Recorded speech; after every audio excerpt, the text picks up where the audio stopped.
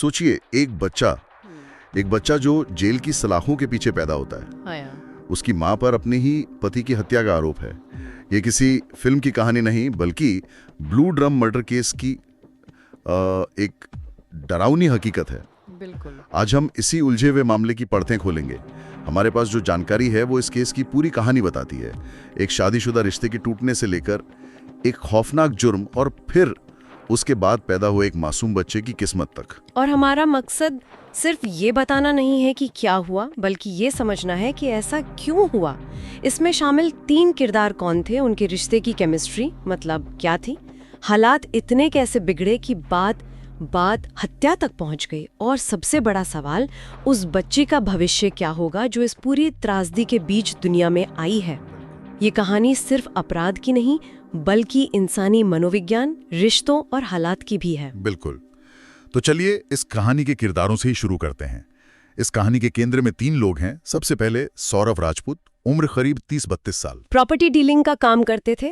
हाँ, और जांच से जो बातें सामने आई हैं वो बताती हैं कि वो एक मेहनती और मतलब एक जिम्मेदार इंसान थे, परिवार के अकेले कमाने वाले, लेकिन साथ ही उनके स्वभाव में एक शक का पहलू भी था। और ये शक्की स्वभाव, देखिए, ऐसे मामलों में अक्सर एक उत्प्रेरक का काम करता है।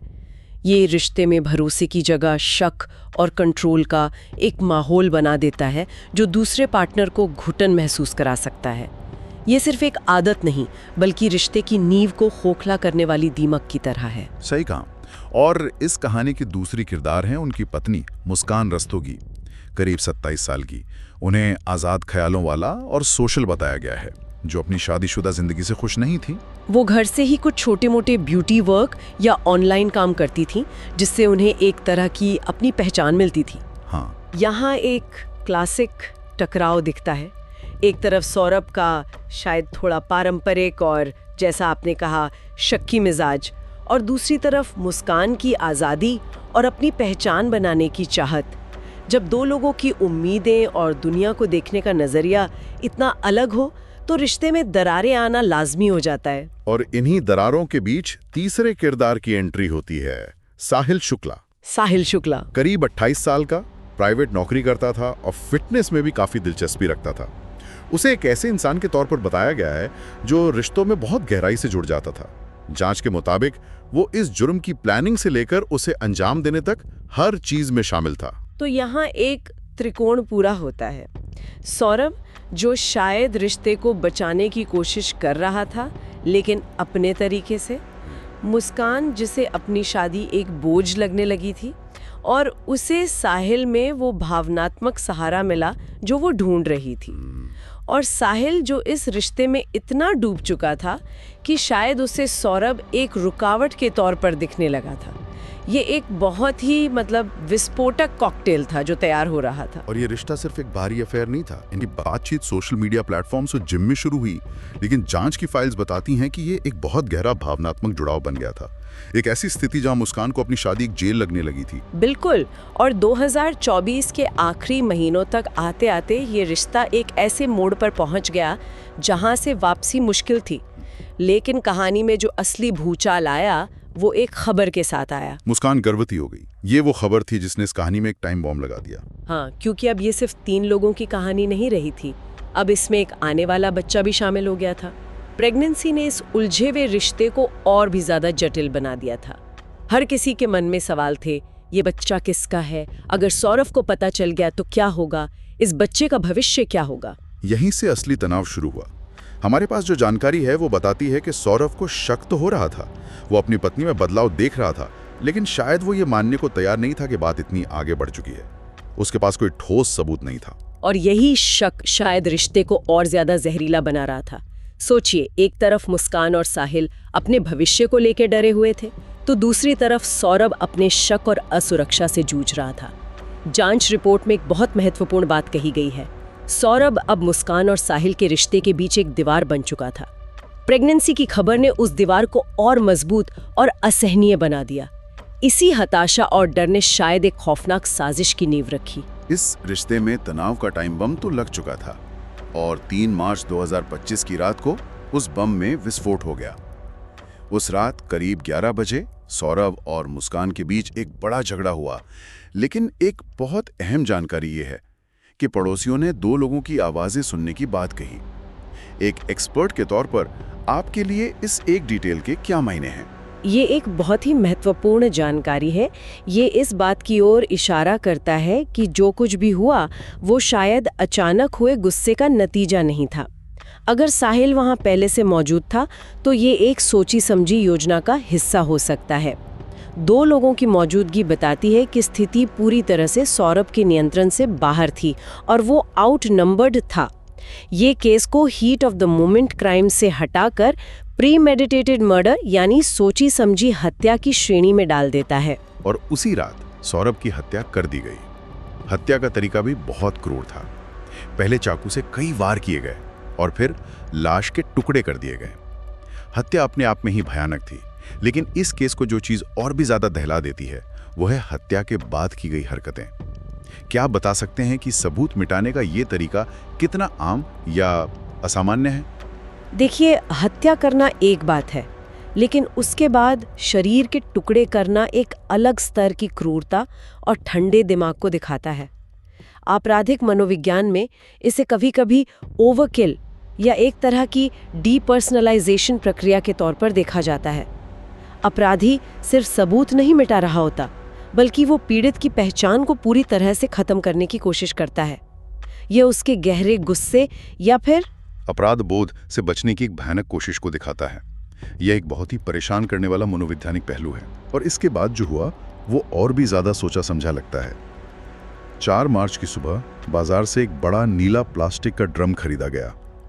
लाश के टुकड़ों को उसमें डाला गया और फिर ऊपर से सीमेंट और कुछ केमिकल भर दिए गए। ये फोरेंसिक नजरिए से बहुत ही सोचा समझा कदम था। सीमेंट का इस्तेमाल लाश को सील करने, वजन बढ़ाने और उसे छुपाने के लिए होता है, लेकिन केमिकल का इस्तेमाल ज्यादा खतरनाक है। अगर उन्होंने लाइम या किसी एसिड आधारित केमिकल का इस्तेमाल किया तो उसका मकसद शरीर के गलने की प्रक्रिया को बहुत तेज करना होता है। इससे डीएनए जैसे फोरेंसिक सबूत मिलना लगभग नामुमकिन हो जाता है। ये दिखाता है कि उन्होंने शायद सबूत मिटाने के लिए इंटरनेट पर या कहीं और काफी रिसर्च की थी। बिल्कुल, वो उस ड्रम को ऐसा दिखाने की कोशिश कर रहे थे जैसे उसमें कोई सामान्य सामान रखा हो, एक ऐसा ड्रम जिसे कोई देख के भी नजरअंदाज कर दे। और विडंबना देखिए, यही नीला ड्रम बाद में इस पूरे केस की पहचान बन गया। और यहीं पर आके अपराधी अक्सर चूक जाते हैं ना। उन्हें लगता है कि उन्होंने हर सबूत मिटा दिया है, लेकिन वो अपने पीछे कुछ ऐसा छोड़ जाते हैं जो सामान्य नहीं लगता, जो अपनी तरफ ध्यान खींचता है। इस मामले में वो नीला ड्रम ही था जो घर के कोने में बिल्कुल अलग थलग और अजीब लग रहा था। तो 5 से 7 मार्च के बीच सौरभ के परिवार को शक होने लगा। उसका फोन लगातार बंद आ रहा था और मुस्कान अजीब अजीब जवाब दे रही थी। जब परिवार वाले पूछते तो वो टालमटोल करती। इसी वजह से परिवार ने पुलिस में गुमशुदगी की शिकायत दर्ज करवाई। अच्छा। जब पुलिस की जांच टीम घर पहुंची तो पहली नजर में सब कुछ सामान्य लग रहा था, लेकिन एक चीज थी जो खटक रही थी, वो नीला ड्रम। एक तो वो बहुत भारी था, उसे हिलाना भी मुश्किल था, और सबसे ज्यादा शक की बात यह थी कि उस पर लगा सीमेंट बिल्कुल ताजा लग रहा था। पुलिस के लिए ये एक बहुत बड़ा रेड फ्लैग था। एक घर के अंदर सीमेंट से भरा हुआ इतना भारी ड्रम क्यों होगा और सीमेंट ताज़ा क्यों है? एक अनुभवी जांच अधिकारी के लिए ये संकेत काफ़ी था कि कुछ बहुत गड़बड़ है। यहीं से पुलिस का शक गहराया और उन्होंने उस ड्रम को खोलने का फैसला किया। जब उस ड्रम को तोड़ा गया तो अंदर से जो निकला उसने सबके होश उड़ा दिए। इसके बाद की कार्रवाई बहुत तेजी से हुई। 10 से 12 मार्च के बीच मुस्कान और साहिल को गिरफ्तार कर लिया गया। पूछताछ शुरू हुई और धीरे धीरे इस खौफनाक साजिश की परतें खुलने लगी। इसी दौरान मीडिया ने इस केस को ब्लू ड्रम मर्डर केस का नाम दे दिया और ये नाम पूरे देश में फैल गया। सोशल मीडिया पर चर्चाएं होने लगी। नामकरण की ये प्रक्रिया अपराध को एक अलग ही पहचान दे देती है जो हमेशा के लिए उसके साथ जुड़ जाती है। ये केस सिर्फ एक क्राइम रिपोर्ट नहीं रहा, बल्कि एक सनसनीखेज कहानी बन गया जिसने लोगों का ध्यान खींचा और एक सामाजिक बहस को जन्म दिया। और जब लग रहा था कि कहानी का सबसे भयानक हिस्सा सामने आ चुका है, तभी इस केस ने एक और मानवीय और जटिल मोड़ लिया। 24 नवंबर 2025 को जेल में मुस्कान को लेबर पेन शुरू हुआ। डॉक्टरों को बुलाया गया और जेल के हॉस्पिटल में ही उसने एक बच्ची को जन्म दिया। उसका नाम रखा गया राधा। ये इस कहानी का सबसे दुखद और जटिल पहलू है।